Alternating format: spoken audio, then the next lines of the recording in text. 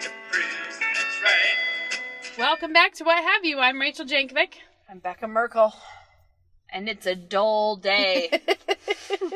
It's kind of one of those strangely pale days. We've entered into another time and another place and another... Yeah, it's kind of like, it's not dark, cloudy, and brooding. In this strange world, Idaho is behaving very scaredy-pants-like. Well, we all thought we were kind of the rough, We tough, like to think that Idaho Wild still had West. some cowboy in Yeah, it, but no, none. Cowboy has turned tail and fled. So we're just here in Idaho, not living up to our own expectations. No. The governor just announced it up that we have to stay at home for another 15 days. Yeah. The part that's so bad about this, and I know we may have listeners who fall in all places on this idea, but you have to understand that Idaho is, in the entire state, had 11 new cases yesterday, and he has given us 2 more weeks of solitude just to double check that we're not having more. Last I heard, we still only have 3 cases in the whole county. Yeah, that's what I was just looking it up. It never got higher than 3, everyone. Yeah, we've made it to 3, and we had 3, and in spite of the fact that our hospital had set up a shantytown extra hospital for all of our influx of disease, we have 3 people in our county with it, 12 in the neighboring county in Whitman, and nobody in either county in the hospital. Yeah. So we have succeeded in overdoing it, is what we have done. We are out of control. Anyways, I was telling Becca, I feel like this is that moment where, like all classic heist movies, the lights have gone out, and when they come back on, we'll find we're not wearing our family jewels. The family jewels in this case being our religious liberties, our freedom to gather, our rights to free speech. Although, speaking of freedom to gather, that is what we did do last week for Easter Sunday. So good. You should tell them about your big preparatory works that you were up to, because... Oh, oh my word, I'm yawning. Sorry. It's that kind of a day. We did a drive-in service. We did a radio broadcasted service while everybody stayed in their cars.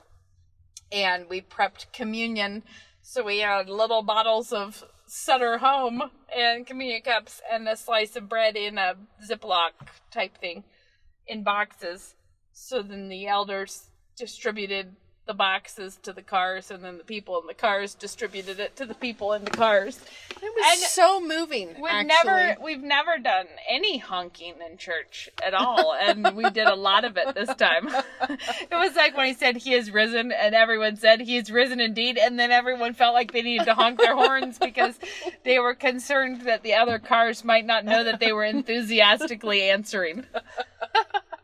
And it was lovely. It was a absolutely wonderful, wonderful thing. It was so memorable. Like, not just because it was Easter.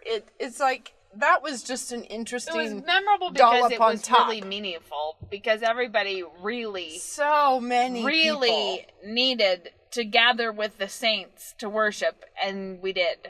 And that was what was really wonderful. I loved it because I felt like it's clearly shaking everything up and forcing everybody to, like, by golly, we have to make this happen some way or other. Yeah. And it ended up like we were out at this little private airstrip for crop dusters, going past the planes and the tractors and parking, looking at this beautiful, huge hill.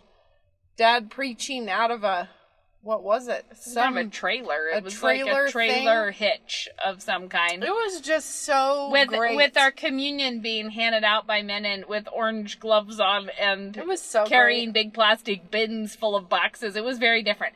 But one thing that I thought was really interesting is that I was surprised to find that there is actually a significant difference between watching the same service as other people from your own home and bothering to gather even in a very complex and difficult way. Like the fact that everyone was like, stay in your cars. If you have to go to the bathroom, you'll just have to go home. Like, that's how it is. That even with that, there was a real world of difference between worshiping at home and gathering with God's people.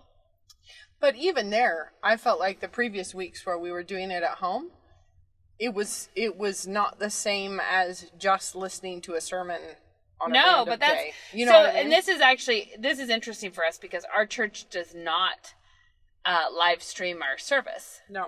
And we have been in this time. Yeah. But not we usually. do not as a matter of principle because they do not want people to believe that listening to something in your home is the same thing as gathering with God's people, and they don't want to live stream things like the communion and stuff, that it should be done in person. Right.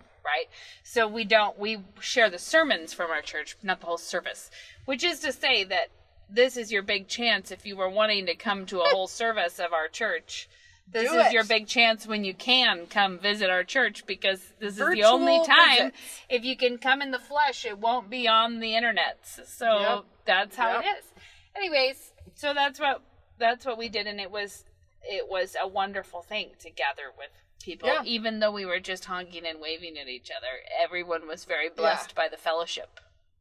And we're doing it again. Yep. This week. More driving into church. And we'll see what happens if our governor decides to all let us come back out in the front yard again or not. Right? We're all asking ourselves, what is happening? Yesterday, I finally hit the skids of, I was wandering around the house going, what is it for? Did your double bounce wear out? I felt like it was my double bounce is a thing of maybe historic interest, but it is no longer fresh in my mind. Well, the thing was, yesterday I kind of was shuffling around feeling like it was a lump in the gravy, sort of. It was not sort of a day, but... No, not a lump in the gravy. It would be one of those times when you're cooking and you're doing it wrong. So what happens is you're like melting butter in a saucepan and then you realize it's the wrong size. So then you transfer it to something else, and then so it's the kind of time when you get a lot dirty, but you get very little done, but you got a lot messed up. Yeah. And so that was my yesterday. I was not nailing it. I was feeling like, what's even happening and what's the point? Yeah. But my new I'm back routine, on the horse. My new regime is to wake up in the morning and go, what's happening today? What is this day? What is it about? And then I go, oh, right. It's about nothing. Nothing is happening today. It's very funny. There is no plan or solution. We have a good view. I'm taking a picture of our view yeah, it's pretty. Actually, we're kind of sitting here overlooking right where we had church last week. Yeah, you're right. We're on the other side of there. Yeah, but anyway, so I'm trying to get back on my enthusiastic wagon here and get some stuff done. Rough. It's rough on the enthusiastic wagon. Update. I have 3 drawers in my kitchen now. Count them. 1, 2, 3. It's kind of a big time. It is pretty big time. Yeah, it's big. She's moving up in the world. I put some tile up on the wall that I got fired. I've been most grieved by having nowhere to donate all my junk. That has been clogging up my life systems in a bad way. I'm struggling there too, because if only we could throw it somewhere. Well, it feels like the stuff that shouldn't be thrown away to me, but is nonetheless. And then our dump was closed, which was just rude. Yeah. Just like, not only should you stay home in your garbage, with your garbage. We don't want to help you with that. But they did help us. I mean, that's because we're in the county and we take our garbage to the dump instead of whatever. It was a big pain, but I think we got past that. I tried my sourdough starter again, everyone. It's 2 days old now. It's looking not luscious. I'll have to fill you in on whether you're so bad at it. Sourdough 2.0, whether it works. I've been making more. I've been just doing experimental sourdough. Well, I guess me too, but so far? No, I mean, I've just been off in a new branch of sourdough work, experimenting with 80% hydration, which is really wet. So I've been... Is it making you happy? Weirdly, I get a lot of joy out of, doing whatever experiment. I said when I started making sourdough that I thought it would take me 5 years to get to know it. Mm-hmm. And I think that we've taken the next step in our relationship, but I think I might have underestimated how many years it was going to take me to really know it. I'm comfortable with it, but I am not 1,000% sure what it's about some of the times. Right. But I've been really enjoying it. My new reckless techniques have involved me just mixing up the dough and then leaving it on the counter overnight, and then sometimes I stretch it a few times and then leave it on the counter overnight, or then I do, but it's really been good bread, so it's been fun. Yeah, that's quite good. Yeah, the interesting tidbit, I have just gonna delve into some crafting nuances, but here's what's happened in my life on multiple fronts. Okay. And some of you listeners may have this experience, so might be whatever. Might resonate. Yeah. So I dislike when I don't know the right way to do something. Okay. I don't feel like I have to do it the right way, but I want to know what I'm sinning against. Sure. That's the thing. I want to be aware. That's kind of like what they say about poetry. You need to know the rules before you can be allowed to break them. Well, I was going to say it's Oscar Wilde saying a gentleman never offends anyone accidentally. Right. And the thing is that I always just have felt like you need to kind of know what you're dealing with in order to know if it's grievous or not what you've done. Okay. Well, this is why I was really put off of crochet for many years when I was younger. One of my early crochet instructors, I don't know, I just remember this discussion this is pre-internet. I always have to say that because now there's no excuse for not knowing these things. But then it was more complex. Yeah. And I was like, but which hole do you stick the hook in? Yeah. And the person that was allegedly going to teach me, I think that horse just bit the other horse. I'm not joking. I think he just chomped the other horse's neck. They seem in charity with one another, so... Well, they did until that happened. Yeah, but look at them. They're just still in charity. Well, either that or they're going to have a fight now. I think there might be some passive-aggressive stuff going on. Yeah. Some horsey business. Anyway, this person was tracked like, them. oh, it doesn't matter. Oh, yeah. You just stick it in whichever hole you want to. And I felt like it can't be Surely so. Not. It can't be so. And it was like, do you put it like this? And I was like, that'll work. Or do you do it like this? Sure, you could do that too. So it wasn't until years later when someone was like, no, this is what it means. And they showed me this is the place where you do it. And you do it this way if it says the front bar or whatever, and this way if it says the back. And I was like, well, see, I thought there was a rule. And then after I knew that, I was much more comfortable with crochet. Sure. But the side of it that was just sort of like, oh, you just sort of whiz around trying to whatever you think. Making and it'll happen. Rumpelstiltskin of a thing. Exactly. Yeah. So the other field where I've always been this way is quilting.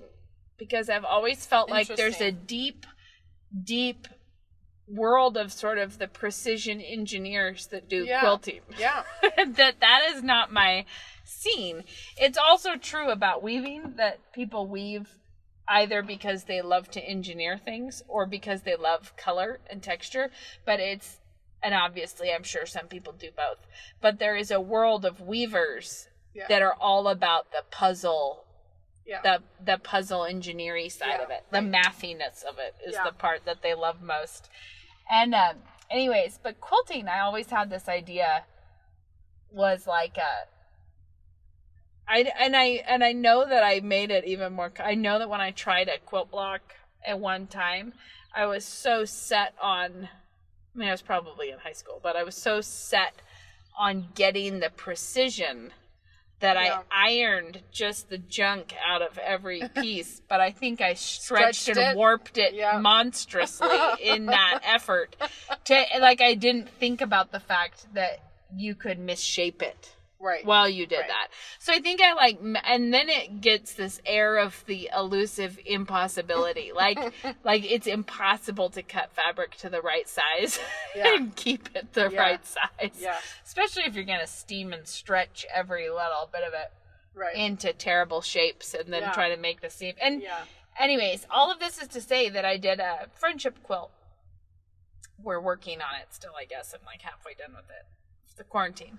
And I all of a sudden have like some mental click. I have quilted things. I have sewn different things through the years. I didn't let it kill me that I didn't feel competent in the field of quilting. Okay.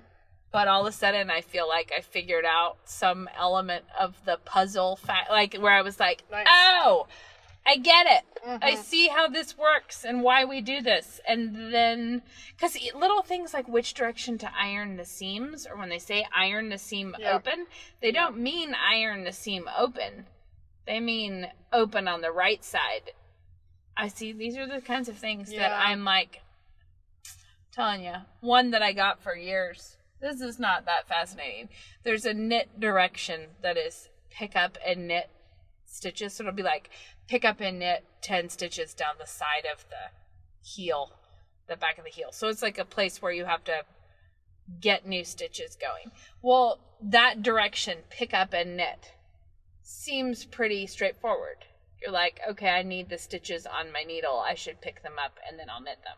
Okay. Right? You're like, I get what you're talking about. I'll pick up and knit those. Okay. For years, I had these slop sauce pick up and knit sections where I would look at it and just be like, that's just a mess. I should try this, or I would like twist it, or I would do all these different things. And then, guess what happened? Found out the right way? Yeah, I one time went ahead and looked it up. What do they mean when they say pick up and knit? And it was nothing like what I was doing. It was a really simple, like much easier, straightforward, looked a billion times better when you finished. And I had to marvel at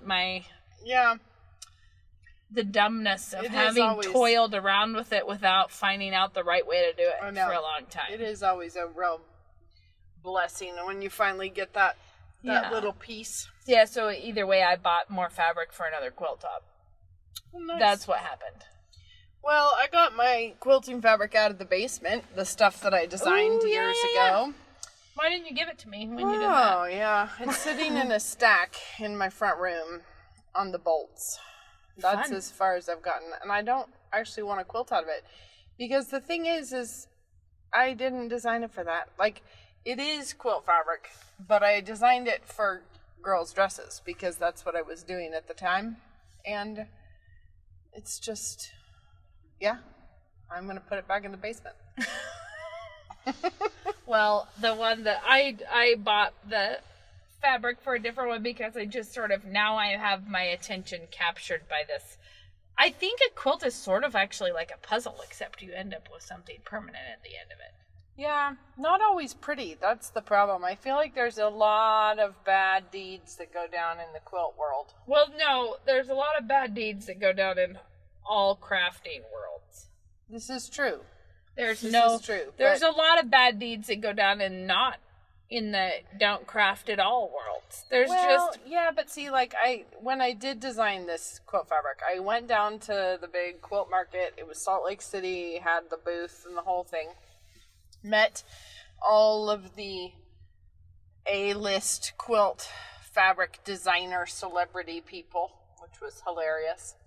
They really, it was like... Yeah, they're people who know how to get a 1/4-inch seam allowance and not make mistakes. These were the designers. And they really, it was like long lines to get to go see them sort of things.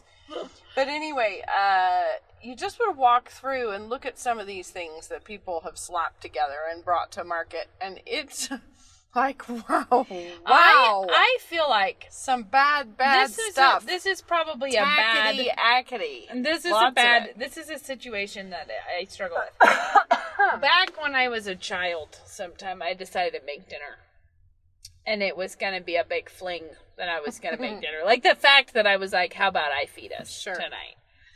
I can't recall what we ate, except that it was too much and it didn't go together. Like, I'm pretty sure that there may have been twice baked potatoes, but also Doritos on the menu. Who knows what the main dish was? A calzone? I mean, it was some extensively not thought out things. But it was like my first time through the concept of what would be good to have on the table at the same time. And later on, in a more finessed way, I remember Mom being like, "Great job, Rachel. Maybe next time we can pare back some of the side dishes." Who knows? Who knows what offerings were out on the table that night? If only we'd taken a picture. But later on, I have found when I would do catering things, and even when you're doing Sabbath or doing whatever regular hospitality entertaining opportunities you have, don't try to make everything the standout dish. And because the reality is, a lot of the food on a plate or the things that go with it need to be support roles. It's like nobody wants to have a concert of a bunch of lead sopranos singing kind of against each other at the same time. Like, you actually need the less thrilling counterparts. Sure. Which is why sometimes, say you're doing like a blackened jerk salmon or something, like something that's going to be, that you don't want to also do a roasted scallion hot pepper potato mash or something, because it starts to get like, you actually want that to have a counterpoint. Well, it's like in makeup, you're not supposed to dark eye and dark lip. Don't do eyes and mouth. Pick a thing, and then once you've picked it, just stick with that and let it be the main. Let the main message be that you did a dark eye today, not that you're doing everything dark today. And anyways, that happens with quilts, I think, and this is the thing that's interesting, is that if I look at a quilt that I think is really lovely, sometimes when I'm actually looking at it up close, I don't actually care for some of the parts of it. Like, I'm like, that is kind of boring, or this is kind of stupid, or whatever. But I like the finished piece. I think I'm sometimes just really aware that I don't. I think what we're trying to say is, it's not enough to be an engineer when you come to making a quilt. Yeah, but it's better to be an engineer who tries to make a quilt. No, but I mean, you have to have some sort of artistic sense about it. I don't know, Beck. I'm going to argue with you, because I think that there's... You just finished saying that, so I'm going to argue back that is what you just said. I wouldn't say it's not enough to do it. I think that... No, that you could have every corner match perfectly, and at the end of the day... It could miss its soul. Yeah, you missed the soul because you had too many competing oranges and blacks in there, or something. Like, it has to all sing together, and that's the part... But sometimes it's also the part that I'm really, like, at my needle point, I'm really interested by the fact that I dislike the colors of the yarns. Oh, sure. You wouldn't have ever picked those. I would never pick those. But I love, like, I know it's someone's better eye for the color wheel than mine, that they composed yarns, like individual colors that when put together look incredibly vibrant. Yeah. But I would not have thought that was how you would accomplish that. Right. I would have been like, that's interesting. Right. I would never have picked a kind of subdued sage green to make an electric thing. I'll tell you what I keep staring at is an ad that social media pitched to me, and I've watched it now. Now it'll haunt you. A number of times. Well, I think it's like if you watch it, you're just bookmarking it for later. You'll still be able to buy it because it'll follow you around. And I think I'm going to have to buy it, particularly if I have another lumpy gravy day. I'm going to have to just hurry up and order it. But it's like the punch hook embroidery, or the punch hook thing that you have. A punch needle? Yeah, punch needle, but it's a little tiny embroidery one. I have that. So you can do your embroidery all from the top side. And I feel like I kind of want to... Yeah, I have... kind of want to sally forth and order one of those. I own it. All right. Well, you have a sourdough starter that works too, so... Let's not be too hard on me just because I'm so successful. Remember that old hair shampoo commercial or something that was like, don't hate me because I'm beautiful? Oh! That's what Rachel's saying right now. That's what I'm doing. Don't hate me because I already own the punch needle embroiderer. She just tossed her hair right over her face. I didn't. I think I deserve a little hair glory after last week with the bread tie. Somebody sent me a picture of their bread ties asking if I needed them for my Etsy shop. I didn't. I haven't even used a bread tie since that time. Well, I just feel like it's a little silly. I'm still trying to dig out a whole bunch of stuff at my house, but I have finished, I finished some throw pillows that had been lurking unfinished for a long time. I have to do that. I haven't done it yet. I got a little chair upholstered that I had been meaning to upholster. I'm getting rid of, I've cleaned things out that I can safely say now I don't need. Where I'm like, this is not part of my needs now. Yeah, my thing is we've been working on the kitchen, so I got my tiles enough for the baking nook. I got all of the designs on. I got the tiles fired. I got them on the backsplash, but I can't do the other side until there's more structural stuff that needs to be done before I can put the tiles up. I've gotten the drawers that are done. I've gotten those painted. Mm-hmm. But, there's a bunch of stuff that needs to be done, but it can't quite yet. So I might have to start a new list of, here's all, I'm saying I might have to go down to tier 2 at this point of things I feel that like need to be dug out. Luke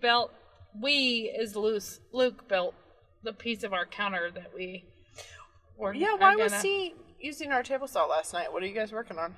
The piece of our counter. We saved our leftover flooring bits. Okay. We had one piece of our counter, where it runs into where the fridge is, right across the hall from the fridge. Mm-hmm. There's that section where I've just had like a little table or something. Oh, yeah. But we've been meaning to put the counter wrapping. Fun. We're going to do a wood stretch on the counter right there. Yeah. And so that's what we're doing. It was going to be a desk space originally, like my cookbooks are there, like a place that you can sit in the counter in the kitchen. But we made the tabletop with a scrap flooring, got it all, and then he was milling, because we were using our oak flooring leftovers. He was milling the groove, that bit off of it for the two sides.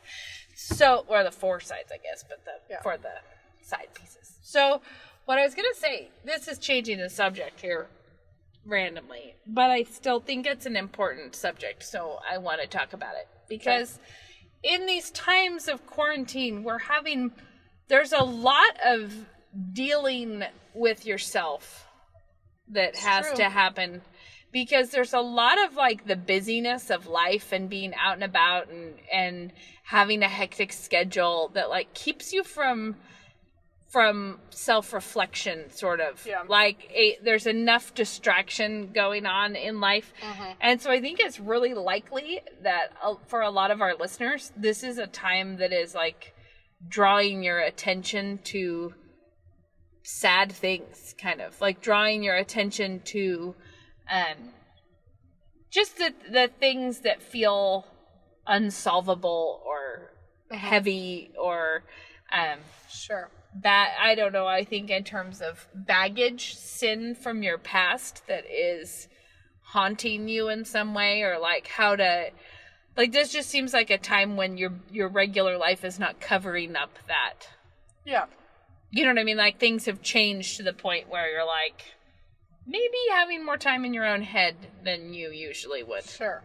And anyways, I was just thinking about this, and I was thinking about if you're a Christian and you have sin in your past, that there's a lot of sins that you can be forgiven, but it's not like you lose your memory of having been involved in that sin, or that you lose the effects of the sin, because sometimes that will linger. Sometimes they stay with you. And so if there are things like that, I was just thinking, this is what I thought we could talk about a little bit, is more how to deal, like as a Christian, how to deal with things that have been forgiven, but that still feel like they're present in your life a bit. Anyways, the example that I was using when I was talking to someone was that, like, if you've been forgiven that, it's like you have a carcass that got buried in your backyard, and that sometimes you're just going out to dig it up to check if it still smells bad. Like, it's like let's just go revisit that incident and think about it. Right. You know, and then feel overcome with guilt and shame again about something that you've already been forgiven, right? Now, I'm assuming when you say you're already forgiven for it, you mean any necessary other components have already been done to any restitution. Yeah, like not that you like said, oh, that was a mistake. I'm talking about it's been handled. There's that's my question, because there's the piece of it where sometimes it lingers because you ask God to forgive you for cheating on your master's thesis, but you actually never went back and confessed it to the proper authorities. Elsewhere. But you're saying, assuming that that's all been done. Okay, I'm talking about I am talking about things like, let's say you were immoral before you got married. Yeah. Or let's say that you were using drugs, or you were, things that have a lot, or like you were using painkillers, or you were, like that there was a sin that haunts you in ways that even though it's been confessed and forgiven, you feel like you can't shake it because it's always with you, your knowledge of having been that person, having done that thing. Right. And I was, anyways, in thinking about this, I was just thinking about how, as a Christian, and I here's what I think happens, and I don't just, they're the cutest little birds back here. What I think happens to people is that that Christ can actually handle this all the way. So when you find evidence of it, you feel like you didn't do it right or something. You know what I mean? Like you feel like you're not really a Christian, or this wouldn't still... Okay. Do you know what I'm talking about at all? Like that there's just a lot of room for self-doubt and heaviness, or like, I'm not like the other Christian ladies who are not weighed down by this, or I don't have, I'm the only one who seems to not be able to get past this, or whatever. Anyways, I was just thinking about the difference between marking your sins in your life, like treasures that you have to go check on all the time in the backyard, and instead building a God glorifying garden on top, like in faith that it has been forgiven, leaving it alone. Do you know what I mean? Like, and moving on to actually not like gonna go keep checking if it's gone, but instead in faith, what can I build in the confidence of forgiveness? In place of this. And I was just thinking about that because I do think that this is a pretty spiritually heavy time. Yeah, I'm sure it is. I think it's definitely a time, and there's no way it's not shaking a lot of dust off of a lot of things in people's lives. Oh yeah, because it's. But I think in some other ways there are some sins that maybe are rearing their heads again that you hadn't really put to death, that came back at you. Yeah, but that's for sure true. But I guess the thing I was trying to think of is, what would you say practically to people? That's like when you're tempted to go relive old sins. I think that you should say to yourself, I'm right now committing a different kind of sin, and I'm going to turn from this one like I'm turning from those, or I have turned Right. from those, which is getting super introspective and riddled with guilt when actually you know that God has promised forgiveness. Mm-hmm. It's you deciding to not believe him right now. And that's a thing that you should stop doing. Yeah, you know? yeah. So I think like if you treat it as something that you need to stop, like this is actually, well, you know what it's like, maybe I've said this before on the podcast, but I remember when I was little, we were living on Anna Street, like it was like I was really little, and Mom and Dad would put me to bed, and then I would hear Mom doing the dishes, and I decided that what was happening was she was packing them all up in a box, and they were going to leave me. And Dad would like go to put on a record, and I remember the sound of him like Fiddling flipping around, through the records, and I was sure that he was putting all the records in a box, and that would be it. They're going to leave me. And I would get really scared that, and every little piece of evidence that they were still in the house was actually further evidence that they were about to leave the house. Because I could hear Mom in the kitchen. That meant that she was about to leave. You were a cynic. I could hear Dad in the living room. That meant he was about to leave. And I remember that being a thing, and I don't know how long I did it. I know that it was multiple nights. I don't know if this is all in 1 week. That's so much like a kid, though, to go on a hot streak of some weird thing like that. Yeah, and so the thing is I remember just being real sad that they would ditch me like that. If they loved me, they'd just stay here night after night, but instead, they're obviously leaving. And so then apparently the thing that shook me out of it was they were trying to reassure me and tell me, of like, course, no, we would never do leave that. you. And Yeah. of course, and Becca, why would you ever think we would leave you? And I think they tried reassuring me for a few nights. And then when I persisted in my ways, I remember Dad saying, Becca, you are lying about us. Like, you're telling lies about your mom and about me. And I was like, oh. And what's worse is you're believing them. And the thing is I didn't ever do it again after that. And I actually I remember doing it. I don't remember that conversation, but I know that that's the thing that he told me that popped me out of it. And I think that that's a similar... Yeah, it is. It's a similar thing where it's like, do you believe that God has forgiven you for that sin?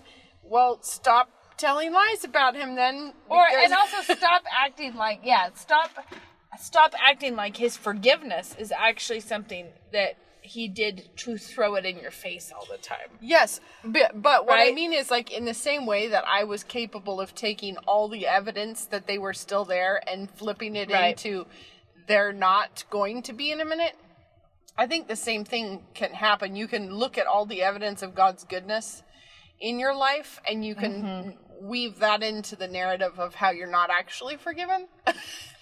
Yeah. And so I think that's where... Well, this is an example of also, this is a place that wives can be terrible. Like, you can do that so easily to your husband and think that you're, like, trying to make him prove something that he should not be having to prove to you because, you know, like you're saying, the evidence of them being there is when you're accusing them of not being there. Do you know what I mean? Like, Sure, thinking, yeah. and I think that's really easy to do in any situation where love is involved, where like commitment and love is involved.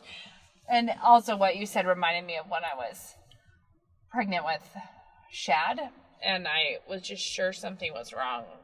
Like, I was having the premonitions. And Sure. they were not meaningful, and I was, for the most part, not involved in it. But I was like, it's my 6th pregnancy. Like, I just felt like I was due for something bad. Yeah, sure.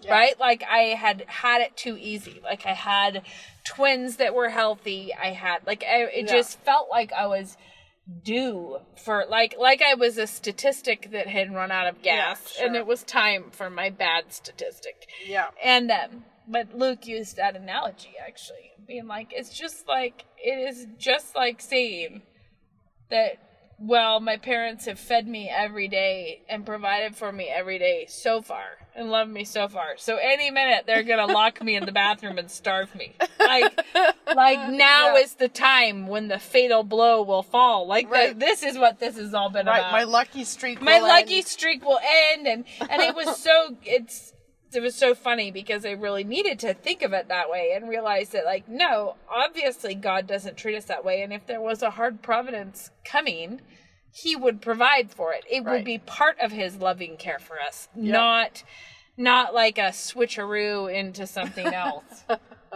I don't know. I guess I would just try to think of practical tips that I would tell people for dealing when you're feeling too much in your own head and too much in your own past and in your own... You know how sometimes you just really need to change the channel? Yeah. Like, switch the radio station? Switch the radio station. If the radio station... set your mind on things above. Yeah. And genuinely, like, turn it off. I know Ben uses this example in his lordship classes, but... he talks about how if you spend your time saying, I can't think about this, you know, like if you're not allowed to think about rabbits, I think is his example. So you spend all your time saying, concentrating on rabbits. Stop thinking about rabbits. Stop thinking about the way they hop around. Isn't it the game that our kids play? Stop thinking about, I think that's frogs, but anyway. No, not the rabbits. The game where... That's frogs, I think.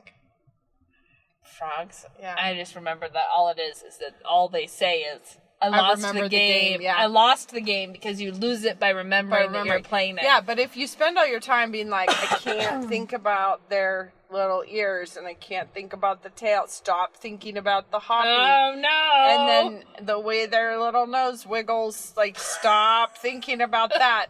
And it's like you actually can't stop thinking about something by concentrating on not thinking about it.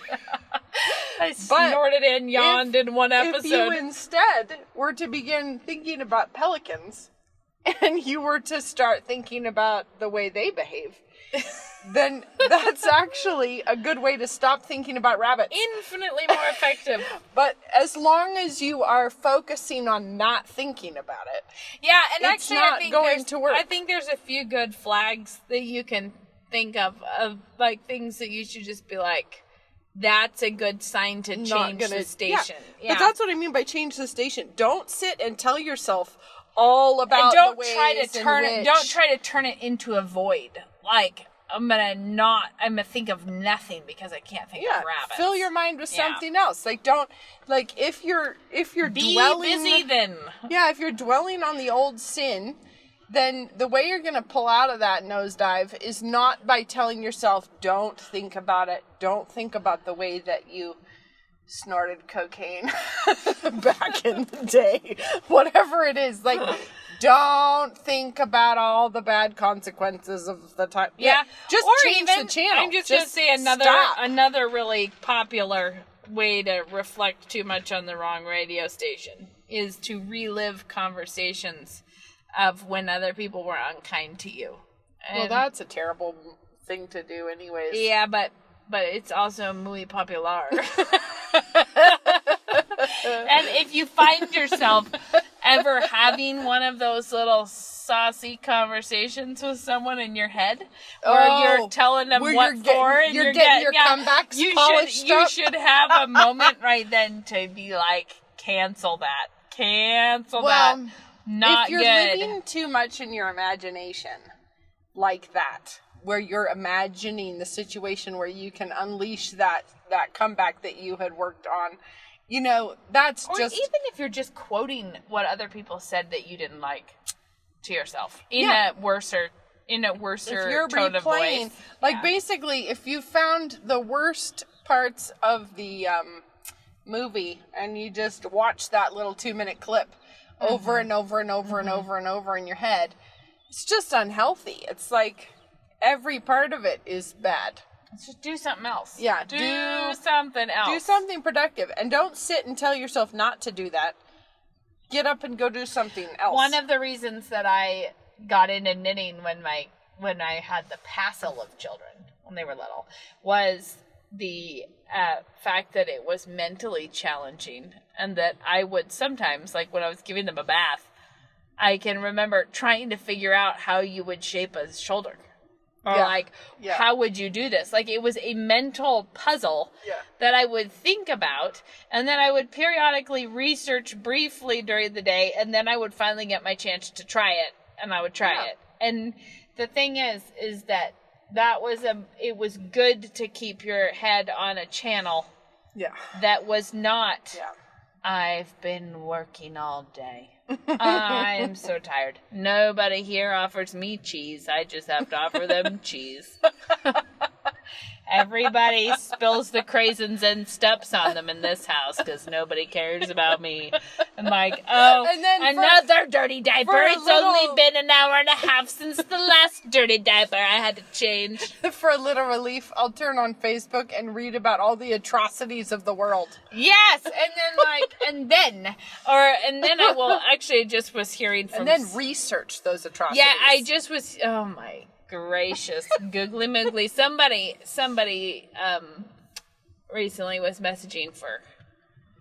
Somebody was looking for help in dealing with someone else, so this was a little further removed.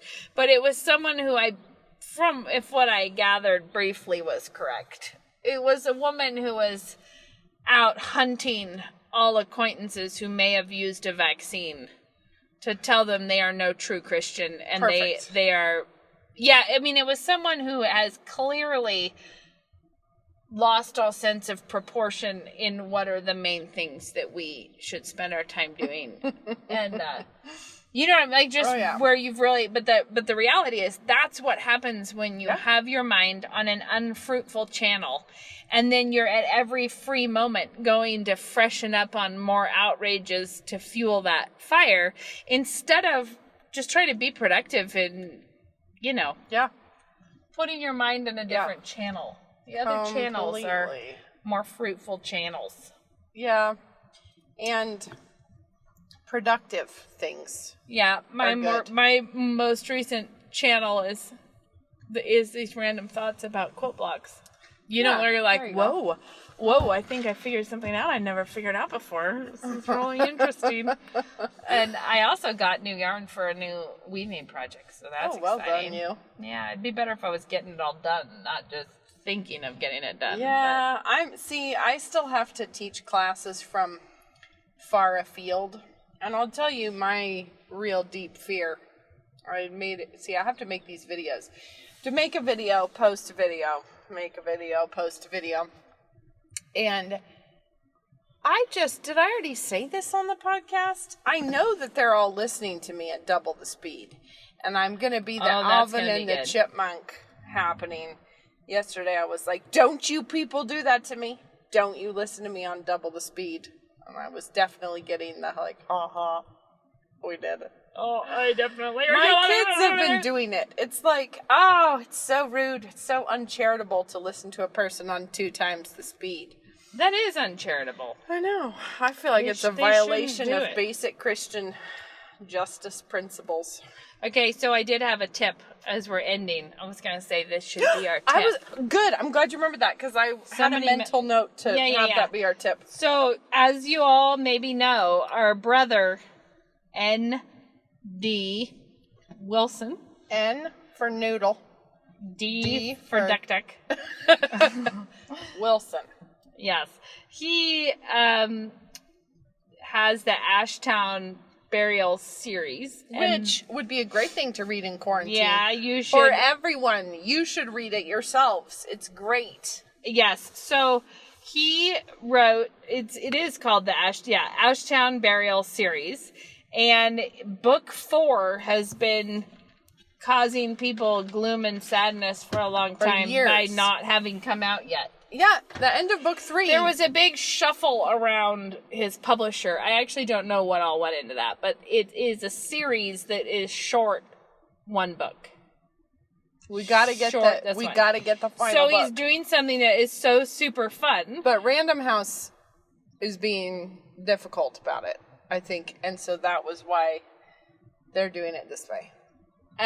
So what he's doing that is really going to be fun is subscriptions to get the book in actual newsprint, like newspaper installments, like a periodical of getting the book. Chapter by chapter. So as they are completed. So it will be like what Dickens used to do, sending people having his next chapter in each newspaper or whatever. So I just think that this is something that you should all sign up for because it's super fun. So but there is a due date on it, and he has to get a certain number for this to happen. He's up to 1,000, and I think he needs 2,000 to make the print runs worth doing. So this is what how many issues will there be? The answer is that he's writing it until it's done. So he's not sure. He will be writing it as it comes out. What exactly do I get? You get a physical issue of the Silent Bells mailed to your doorstep as the draft is written. You get to hang in the kitchen while the first draft of a long-awaited novel comes out of the oven all hot and fresh. Most importantly, you get to make sure that this novel comes into existence at all. Without you Ashtown fans and your glorious persistence, this would be the series finale that never was. Then, let's see, he's just saying this is a limited edition. This is a limited serial edition, so it's not going to be available if you don't sign up for it now. So where you want to go is ashtownburials.com. I need to go and sign up. I'm realizing. Ashtown. What kind of nonsense have I been about that I haven't done that yet? ashtownburials.com.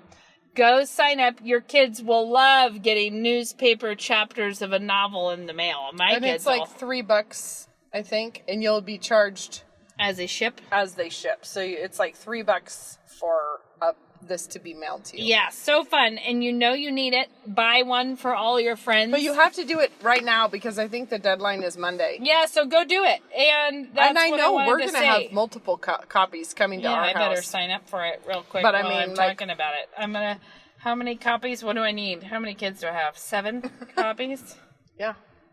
I know everyone's going to want their own edition. Yeah, exactly. Well, I think it'd be fun for each of the kids to have their own little stash of these things. Yeah. So, it's going to be that's rad. what I'm telling you to do. Yeah, do it. And if you haven't read the first 3, get on that horse and ride. Yes. All right. So, everyone, have a good time. Be more interesting than we are. Yeah. Yeah. Fare thee well.